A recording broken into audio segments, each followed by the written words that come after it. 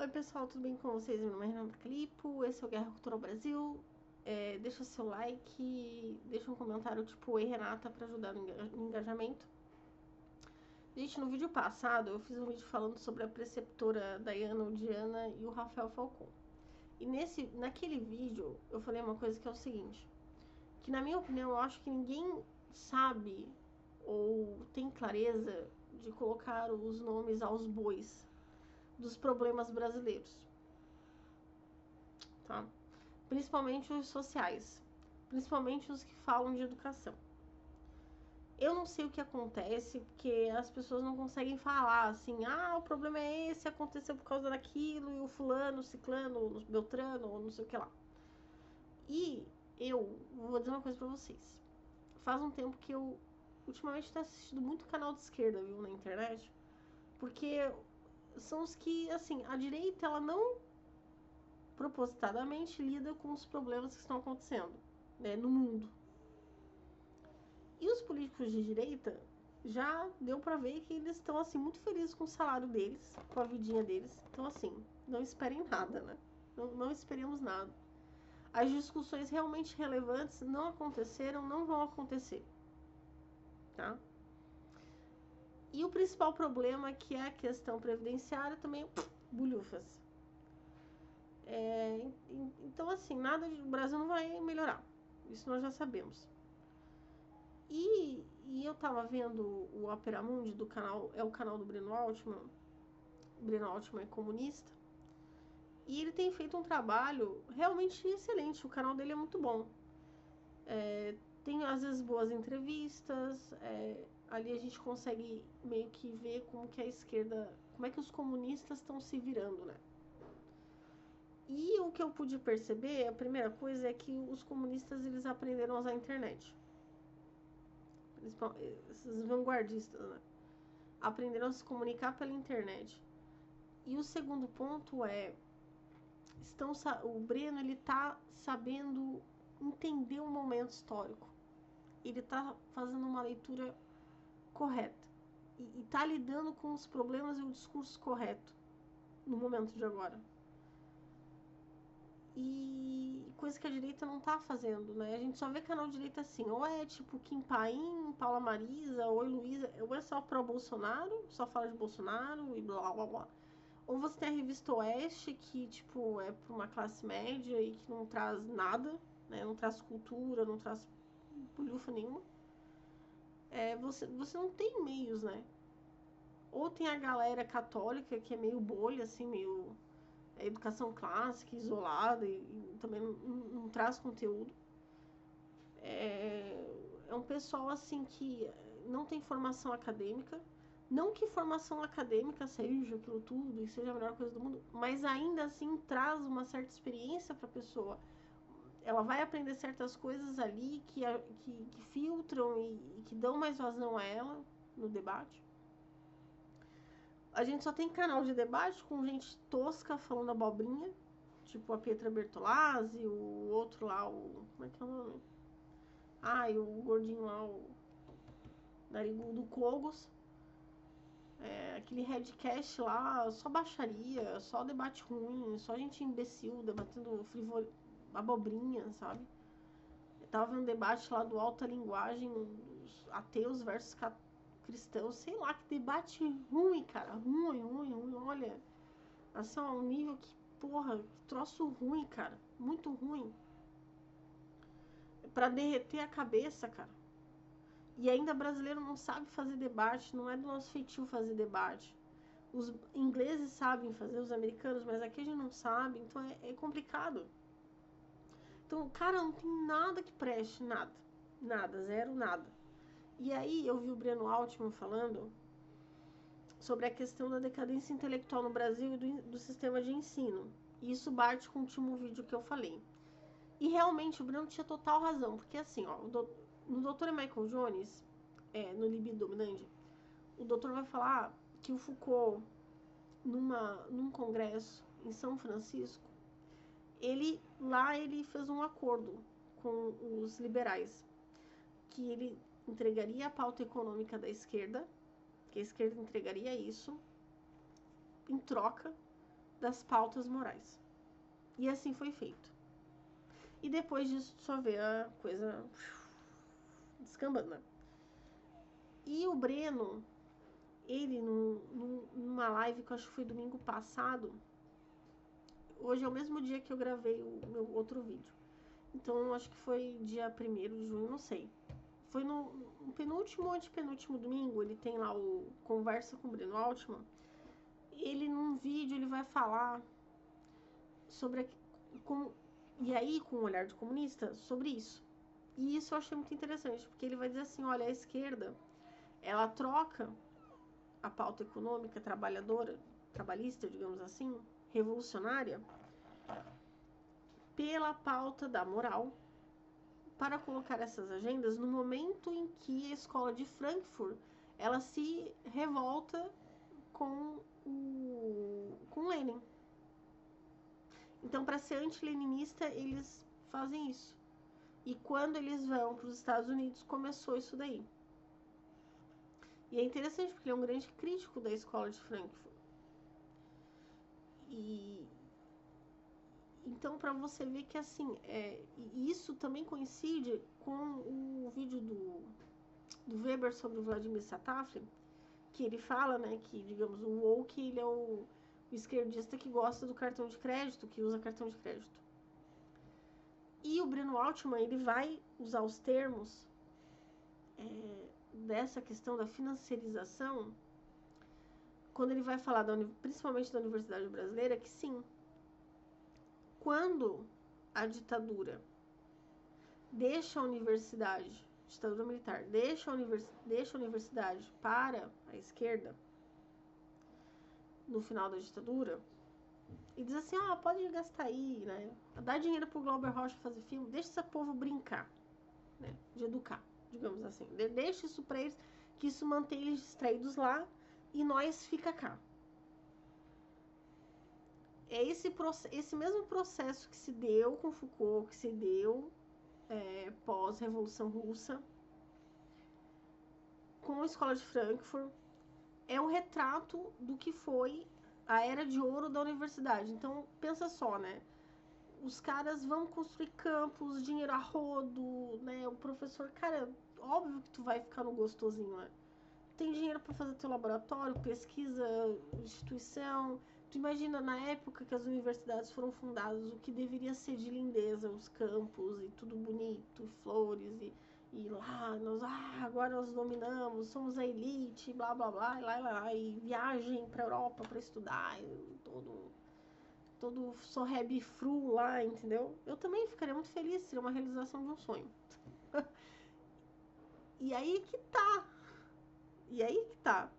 Porque isso não vai durar para sempre. E agora a gente está vendo a decadência da elite universitária. O que foi um dia uma elite cultural de alto nível se deteriorar justamente por causa dessa esbórnia, né? Porque se venderam, né? Porque querem dinheiro.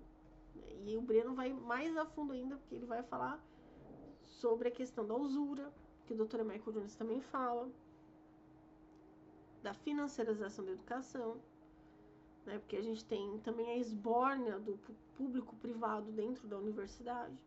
As pessoas ficam, privatizar a universidade. Cara, é pior. Eu estive em laboratórios em que era um cartel, uma fábrica de fazer dinheiro. E o pior, sem dar retorno, porque eles ficam ali sugando e não dão bolsa, não fazem nada, né? Estão só ali sugando o dinheiro das empresas, principalmente das estatais.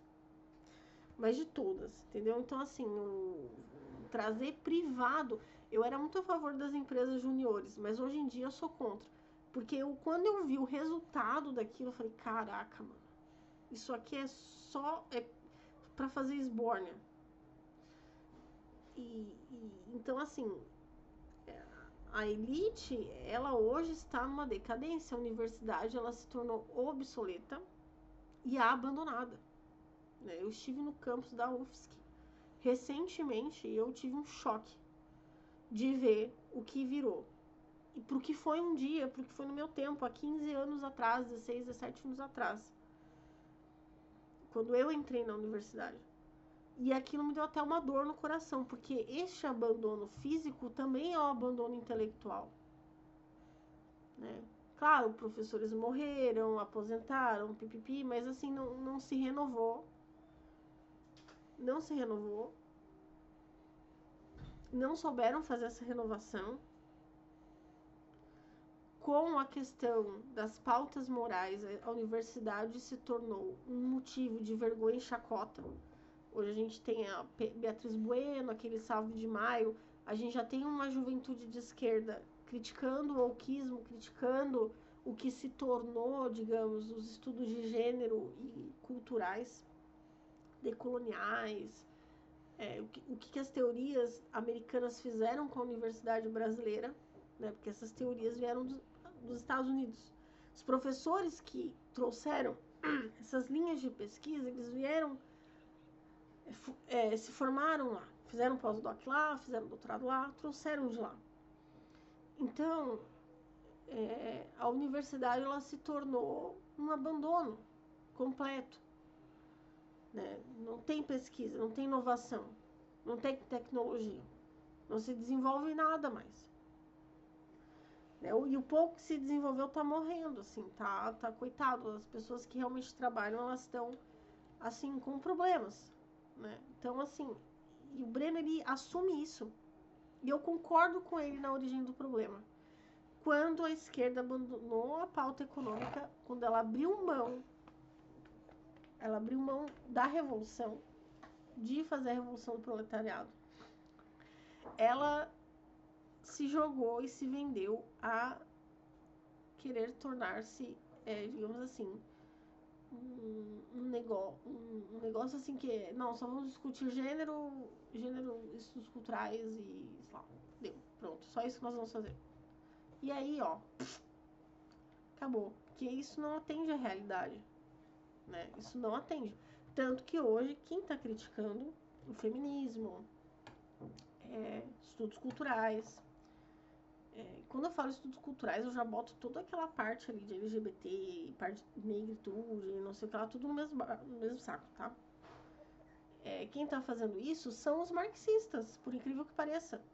Porque realmente, assim, embora tenha uns louquinhos que, eu sou marxista, mas eu defendo pauta trans, isso não existe. O marxista, ele é pragmático, ele lida com materialismo histórico, então ele não tem como lidar com certas coisas do feminismo, com certas coisas do movimento LGBT, com certas coisas do movimento, enfim, racial, sei lá, ele não lida com isso. Então, quem está começando a brigar são eles, entre eles, né? Os marxistas, eles deixaram o monstro comer e realmente a briga começou por causa de dinheiro também, porque no momento em que os concursos públicos eles começaram a se tornar assim, meio de favorecer certos grupos, começou a briga, né? Quando o cara lá, eu vou até usar os termos, branco de olho azul, começou a perder a vaga dele pro cara da cota, ou pro cara negro, ou pro cara trans, não sei o quê, com as ações afirmativas, aí começou a treta. Quando eles começaram a ver que de repente, quem estava lá começou a favorecer certos grupos, começou a briga. Então a briga ficou entre eles. E a direita, em contrapartida, ela não consegue pautar nada. Ela não consegue estar dentro da universidade, ela não produz pesquisa, ela não produz cultura, ela é nula. Nula, muito nula. Infelizmente, tipo, os alunos doavam. Hoje eu olho 13 anos depois, eu olho e falo, cara, infelizmente o pessoal só focou em ganhar dinheiro na internet, entendeu? Em fazer curso, só abobrinha, porque não tem nada realmente que preste, que seja uma coisa, uma formação intelectual que coloque a pessoa no nível de discussão de um marxista, entendeu? Não, é só abobrinha, cara. É só pra ganhar dinheiro, é só pra vender lá o PDF. A palhaçada. A formação de guerra é ridícula. Então, assim, a gente tá vendo essa inversão, né? Agora os comunistas querem começar a fazer limpeza na universidade para trazer uma era de ouro de volta para a universidade. Acho que isso vai dar certo? Não. Francamente que não. Acho que vai continuar um tempo de decadência muito grande, tá? E acho que depende muito das influências internacionais, externas, para a coisa melhorar. Não acho que vai ser feito aqui, por nós. E eu não tô falando dos Estados Unidos, tá? Mas eu acho que muita coisa, muitos dados rolarão de fora para dentro. E é isso, por enquanto a universidade ela tá lá embaixo. Decadência total. E irreversível. Até porque hoje em dia todo mundo com essa coisa de você inflar as universidades, você só tem lupa em proletariado. Tipo, no Brasil, o pessoal acha muito lindo a pessoa ser formada em direito e trabalhar de entregador de iFood. Eu acho que a direita acha que todo mundo agora vai ser entregador, né? E que ser entregador é algo muito bom. Nada contra o trabalho de entregador, é um trabalho digno. Mas assim, gente, não dá, uma sociedade não tem como viver disso. Porque senão a gente vai entrar na lógica que assim, ó, vai ter todo mundo escravo e só vai ter aquela elite política ganhando bem e sendo casta e o resto é todo mundo frila, entregador e não sei o quê. Assim não tem como uma sociedade prosperar. Não tem. A gente precisa ter todos os setores ali da sociedade, né? E uma coisa que eu percebi que também assim tá muito difícil de discutir ainda é a questão do que é o trabalhador, do que é a massa de mão de obra do trabalho, né? Com essa questão da escala, eu concordo com a redução da escala totalmente, totalmente, totalmente mesmo. Tem que ser muito anta para não concordar. E só que assim, ó,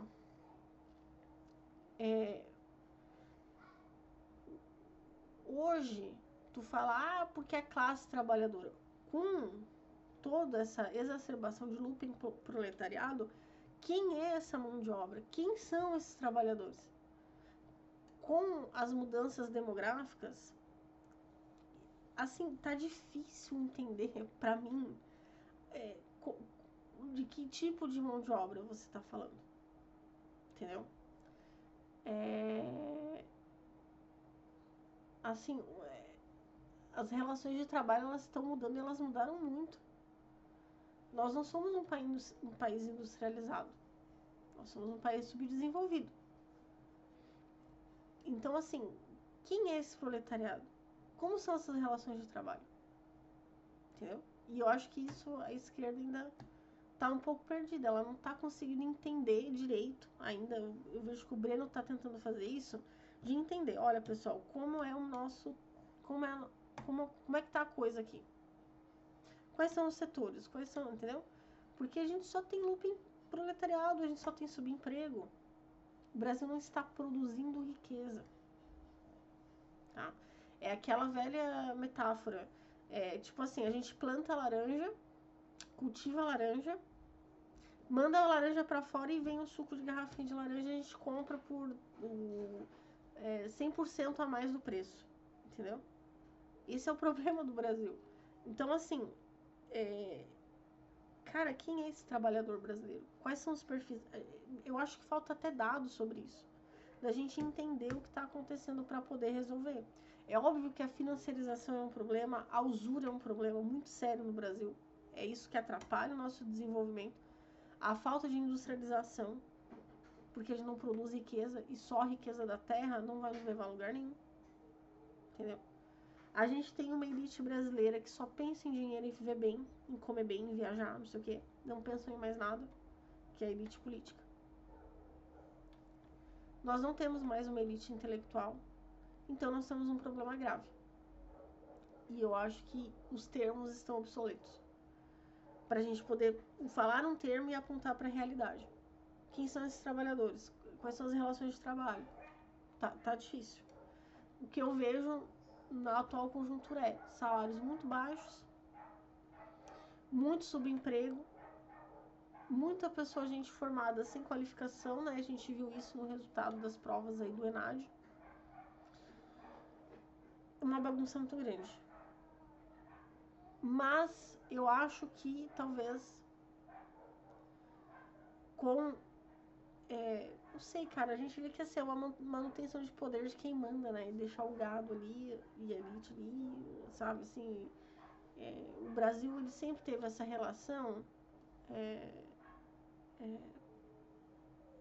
de ser de elites que se beneficiam do trabalho escravo, né? Inclusive o trabalho de hoje que é escravo, tipo, a gente é católico, a gente tem um problema muito grande, a gente fala de família, mas como uma mãe de família vai manter uma família trabalhando de segunda a sábado, né? Ou às vezes assim, ó, de segunda a domingo com um domingo no mês de folga, né? Assim, é ridículo, é absurdo, a gente deveria ter ojeriza disso. Ojeriza, porque a mesma direita que fala de moralidade, de família, mas ela defende isso, cara. Como você vai defender isso, cara? Não devia ser assim, não. E acha bonito abrir creche à noite. Cara, mas não, a mulher tinha que ter uma carga de trabalho muito reduzida, muito reduzida. E salários correspondentes à realidade dela. Só que o salário para o empresário ele é visto como gasto. No Brasil a gente tem essa visão. O salário é um gasto, é um dispêndio, é uma coisa ruim, né? O brasileiro não vê essa visão de não, o salário é fruto do trabalho, o trabalho é riqueza e a gente tem que prosperar. Não, o salário é um gasto. Tem que pagar lá embaixo mesmo. Tem que pagar um salário mínimo e olha lá. Mas eu tenho que explorar, eu tenho que vender caro, eu tenho que ficar camando. Você vê isso em todo o discurso, cara. Todo discurso. Aí, o que eu achei mais engraçado que eu ia comentar no vídeo, a história do Vorcaro, né, do Bolsonaro, do Flávio. Ah, porque o Vorcaro foi pedir... Cara, olha que ponto, cara. Sabe o que é feio nessa história? É que o cara foi pedir dinheiro pro cara que banca tudo, velho. Quer dizer, não teve um empresário de direita pra bancar o filme, cara. E dizer, ó, vou pagar esse aqui, 1 milhão, 2 milhões, daí. Nem o velho da van mandou um dinheiro pra fazer o filme de incentivo cultural. Cara, olha a nossa elite empresária, veio da van, cara. Troço cafona pra caramba, americanista, ridículo, não traz nada da cultura catarinense, ou fez uma fachada de... porcaria, cara. Aquela loja é uma porcaria. Eu gostava muito de comprar lá, mas comecei a me ficar muito chateado. Sabe, assim, assim, a loja é gigantesca, parece uma prisão, cara. Tu não pode sentar num banco, se tu quer sair da loja, tu tem que atravessar a loja inteira e sair exprimido num caixa, tipo, nada é feito pro cliente, cara, é um negócio totalmente uma máquina de moer gente. É pior do que o sistema estatal brasileiro. E aí quando o cara ele quer, ele vai lá, pega empréstimo de bilhões, vai pra China, não abre uma fábrica no Brasil, compra lá da China, entendeu? E aí tu tem que aguentar esses caras aí falando de nacionalismo, de Brasil, camisetinha, toma banho, velho. Cansada disso, cara. Cansada dos empresários do Brasil, cansada da elite política do Brasil, entendeu? No Brasil, a falta de formação intelectual é tão grande que, tipo assim, ó, quem cuida da calçada é um dilema no Brasil. Não se sabe se é privado ou pública quem tem que cuidar, mas no fundo ninguém cuida da calçada. A rua continua sempre a mesma merda, a calçada suja, entendeu? Então é isso, pessoal. Basicamente é isso. Até o próximo vídeo e tchau, tchau.